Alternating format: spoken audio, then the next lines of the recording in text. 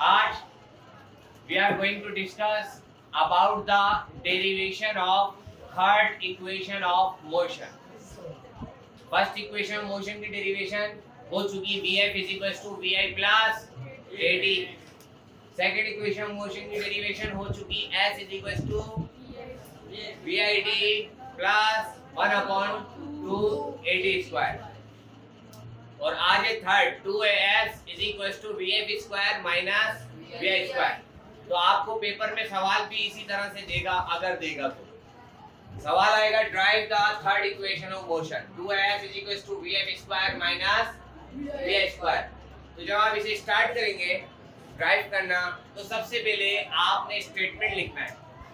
Statement जरूरी नहीं है ये लिखो, जो नोट्स में है वो भी लिख सकते हो, जो मैंने लिख दिया वो भी लिख सकते हो.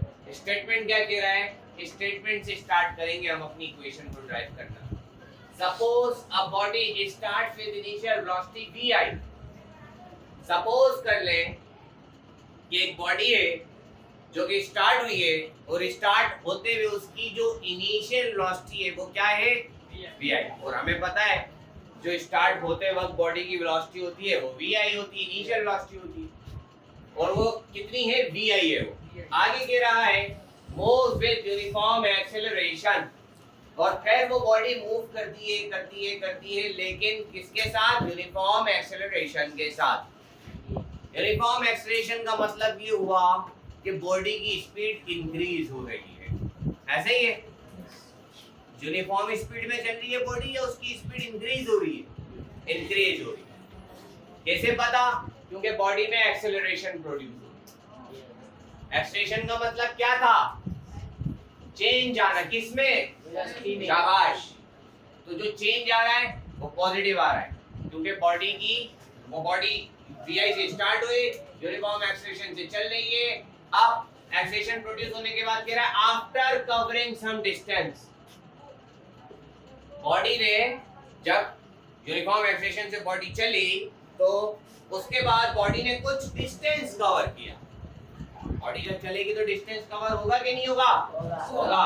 और वो जो डिस्टेंस कवर किया वो कितना डिस्टेंस था? s. डिस्टेंस को किससे डिनोट कराते हैं? s. समझ में आ रहा है ये स्टेटमेंट सारा वर्ड टू वर्ड जो मैं आपको समझा रहा हूँ. आगे कह रहा है जब बॉडी ने वो डिस्टेंस कवर कर लिया it attains the velocity vf. उस बॉडी की वेलोसिटी क्या हो चुकी तब तक? vf. यानी कि वेलोसिटी चेंज हुई होगी ना, यूनिफॉर्म एक्सेलरेशन से चल रहा है तो वेलोसिटी चेंज हुई होगी. अब चेंज होने के बाद बॉडी की जो वेलोसिटी उस टाइम पर है जब डिस्टेंस कुछ कवर हो गया तो वेलोसिटी कितनी हो गई? vf हो गई. बात समझ में आ रही है?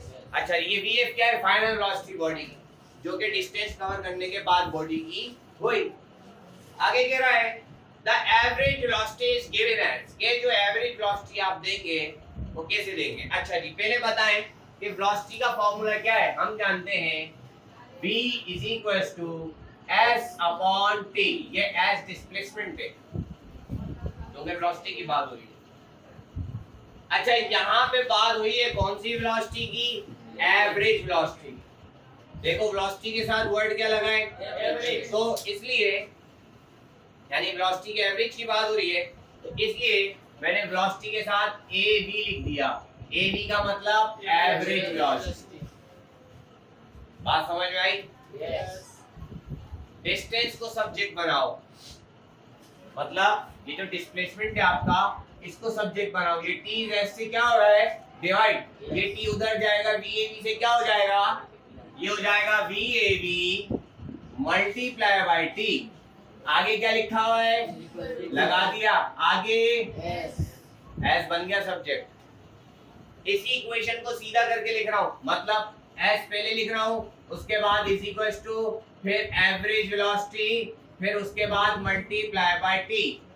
बात समझ में आती है? यस. यहाँ तक कोई कंफ्यूजन? नो. पक्का? यस. इसको मैं फिलहाल बोल रहा हूँ ये इक्वेशन 1 है. ये देखो क्या लिखा है? वेलोसिटी का एवरेज. एवरेज जब भी आप किसी भी नंबर का या किसी भी क्वांटिटी की जब भी आप एवरेज निकालते हो तो वो आप कैसे निकालते हो? फॉर एग्जाम्पल आपके पास दो नंबर है, एक है 2, एक है 4, और मैंने आपसे कहा इन दो नंबर्स का एवरेज निकालो, तो कैसे निकालेंगे? कैसे निकालेंगे? देखो, जो भी नंबर्स है उनको कर दो ऐड, यानी 2 में प्लस कर दो 4 और डिवाइड कर दो उनकी क्वांटिटी से। क्वांटिटी कितनी है? 2 है, तो डिवाइड कर दो 2 से। 4 + 2 कितना बना? 6 अपॉन 2, 2 1 2, 2 3 6, तो हमारे पास एवरेज क्या आया? 3। एवरेज से मुराद उसकी मीन वैल्यू होता है। बात समझ में आई कि नहीं आई? उसकी मीन वैल्यू, यानी कि इन दो नंबर्स का एवरेज आया 3। एवरेज कैसे निकाला आपने? जो नंबर्स थे उनको कर दिया ऐड, जितने भी थे उतनी क्वांटिटी से डिवाइड कर दिया। फॉर एग्जांपल अगर यहाँ पर एक नंबर और होता तो फिर डिवाइड किससे करते? 3 से। बात समझ में आ रही है? कोई कंफ्यूजन?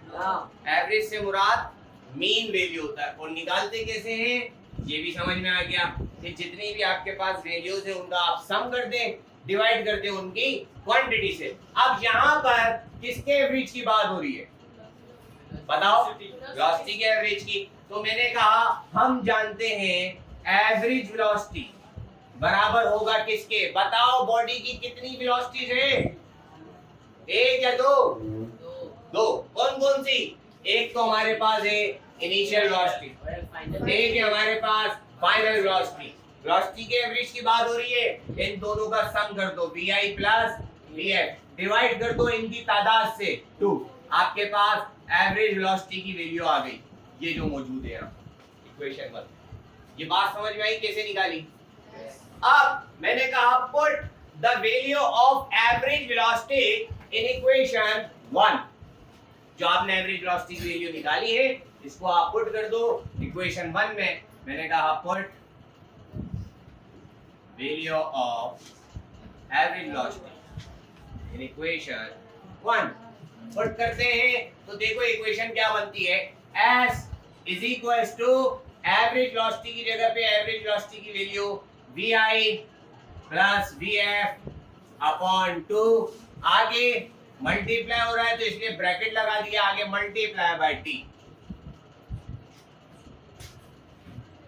ये लाइट बंद हो गया।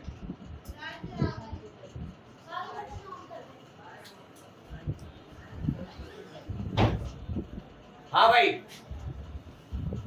कोई कंफ्यूजन है तो पूछो। पक्का? ये मेरे पास एक इक्वेशन बनी, क्या है इसमें? s देखो ऐसे ही है, इज इक्वल्स टू ऐसे ही है, बस VAB की जगह पे VAB की जो वैल्यू हमने निकाली थी वो पुट करिए, आगे multiply by t as it is है। इसको मैं नाम दे रहा हूं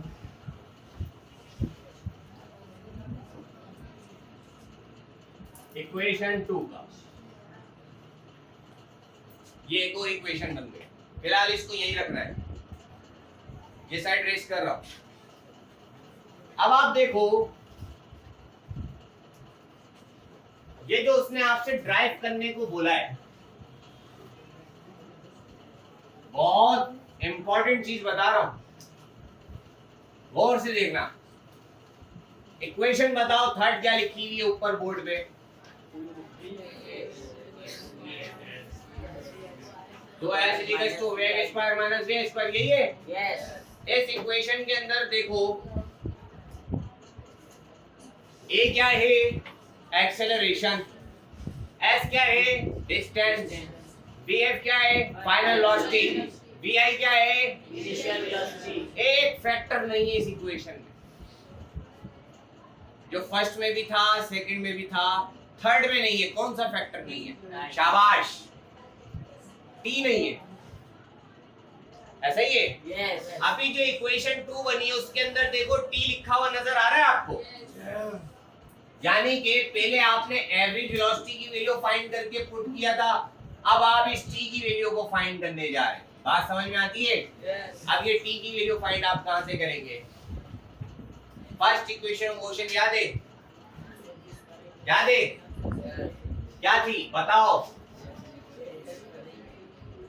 बताओ फर्स्ट इक्वेशन मोशन, शाबाश। Vf is equals to Vi plus, शाबाश, Vf is equals to Vi plus AT।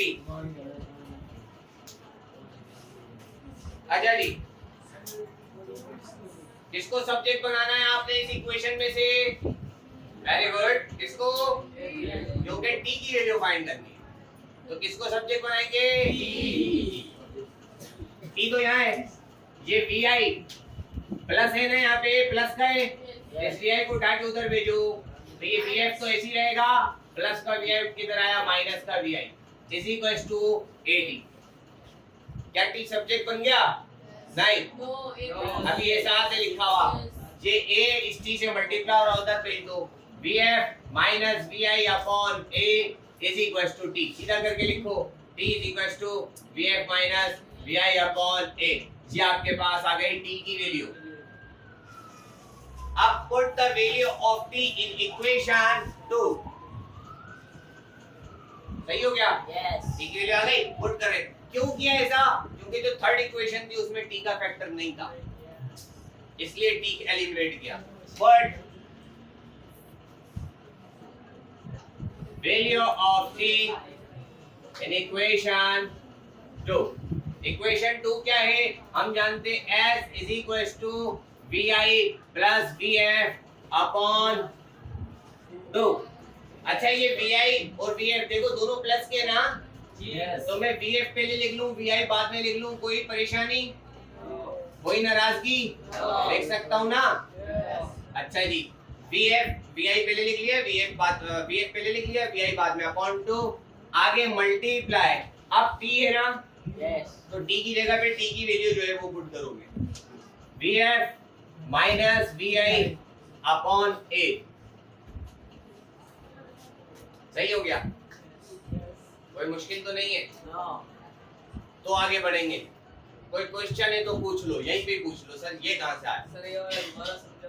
ये इक्वेशन में आपने क्या लिखा है? Put value of T in equation 2, T की वैल्यू निकाली, इक्वेशन 2 पूरी, एस आपने एज इट इज लिखा, इज इक्वल्स टू ऐसे लगाया, वहां पे V I plus V F दोनों प्लस के हैं, तो मैंने वी एफ पहले लिख लिया, वी आई बाद में लिख लिया, upon 2, bracket as it is है पूरा, आगे मल्टीप्लाई लगा हुआ है जी, टी की जगह पे टी की वैल्यू रख दी। अब आप देखो ऊपर वाली वैल्यू पूरी वी एफ प्लस वी आई ऊपर वाली वैल्यू से मल्टीप्लाई होगी, नीचे वाली वैल्यू नीचे वाली से मल्टीप्लाई होगी। चलो करते, तो ये क्या होगा? S इज इक्वल्स टू ये V F plus V I, bracket आगे वाला ब्रैकेट भी as it is V F minus V I, upon में 2 मल्टीप्लाई होगा a से, 2a। यहाँ तक कोई कंफ्यूजन? ये फॉर्मूला याद है, आप लोगों ने पढ़ा होगा, a plus B into a minus B बराबर a square minus B square के होता है, एक पे पढ़ा होगा। यहाँ पे देखो आप, vf को मान लो a, vi को मान लो b, vf को माना a, vi को b, तो देखो a plus B a minus B का लग रहा है फॉर्मूला। तो यहाँ पे बताओ, हम जानते हैं a plus B into a minus B बराबर a square minus B square के होता है, तो ये a plus B a minus B की फॉर्म में लिखा हुआ है, ये बराबर होता है a square minus B square. मैंने बंद कर दिया, ये जो इज इक्वल्स टू के इधर जगह नहीं है, यहाँ लाइन ड्रॉ कर दो वरना आप कंफ्यूज हो। ये s एज इट इज, आगे इज इक्वल्स टू ये a plus B a minus B की फॉर्म में, इसको मैं बंद कर रहा हूँ, a square minus B square, फिर लगा हुआ है अपॉन पूरे पे लगा दिया, फिर ये नीचे 2a लिखा हुआ है लिख दिया, a की जगह पे बताओ क्या लिखेंगे? Very good. b की जगह पे वेरी गुड। ये 2a इस पूरे से क्या हो रहा है? उधर भेज देंगे, s से क्या हो जाएगा? ये हो जाएगा 2as। सही हो गया? हो गया multiply, is equals to bracket खोला, स्क्वायर वी पे आया V I square minus square V I पे आया वी आई स्क्वायर। देखो जी हो गई ड्राइव, हो गई ड्राइव। यस। कोई कंफ्यूजन? अब आप देखो इस इक्वेशन के अंदर क्या टी का फैक्टर है? यस और नो? नो। यानी कि इस इक्वेशन से आप ए का फैक्टर है तो ए मालूम कर सकते हो, एस का फैक्टर है एस भी मालूम कर सकते हो, वी आई का फैक्टर है ये भी मालूम कर सकते हो, लेकिन नहीं मालूम कर सकते तो क्या नहीं मालूम कर सकते? यानी जब भी कभी अगर टाइम निकालने की बात होगी तो हम फर्स्ट इक्वेशन यूज कर सकते हैं, क्योंकि फर्स्ट में VF is equal to VI plus AT है। सेकंड कर सकते हैं क्योंकि S is equal to VIT plus 1/2 AT square है। लेकिन third 2AS is equal to VF square minus VI square नहीं कर सकते, क्योंकि इसमें T का फैक्टर नहीं मौजूद। बात समझ में आती है? अच्छा जी, अब इन इक्वेशन से बड़ी इंपॉर्टेंट बातें डिस्कस होनी है।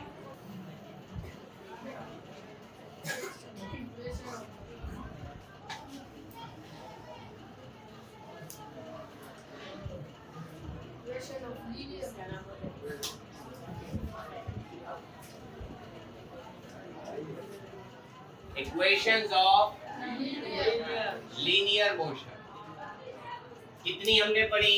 3।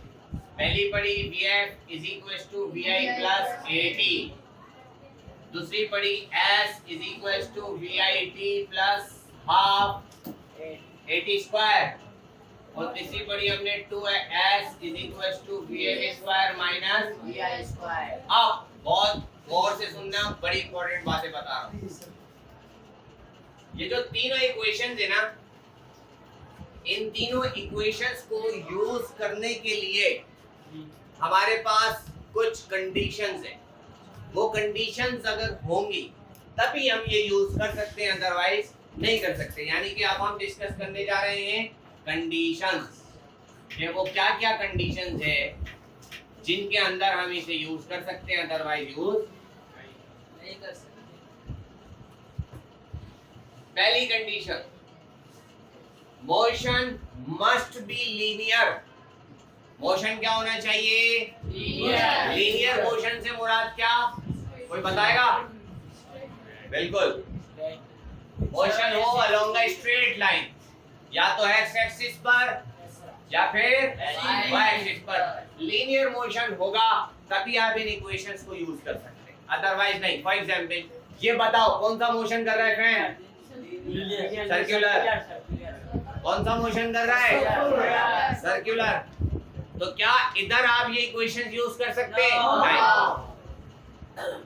लेकिन हम जो मूव कर रहे होते, हम लीनियर मोशन कर रहे होते, तो हम अपनी मूवमेंट में या व्हीकल्स जो मूव कर रही होती है वो लीनियर मोशन कर रही होती है, आप वहां पर इन इक्वेशंस को यूज कर सकते हैं। तो पहली कंडीशन क्या है? मोशन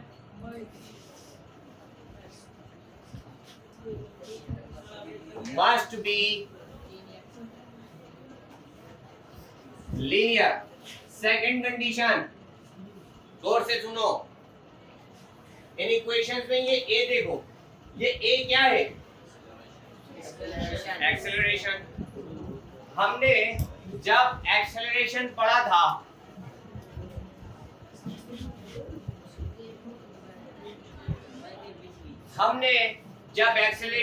था तो उसमें टाइप्स ऑफ एक्सेलरेशन भी पढ़ा था।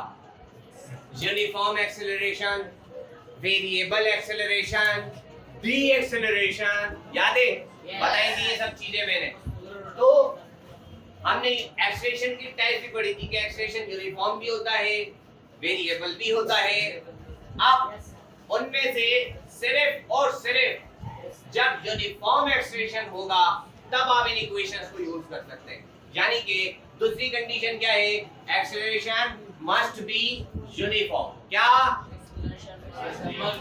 Acceleration must be uniform. Very good. Acceleration must be uniform. ये दो वो कंडीशंस हैं, गौर से सुने, कि अगर ये दो कंडीशंस होंगी तब आप इन इक्वेशंस को यूज कर सकते हैं अपनी न्यूमेरिकल्स में, अदरवाइज यूज नहीं कर सकते। कोई कंफ्यूजन? कोई परेशानी? सब आसान है। अल्लाह हाफिज।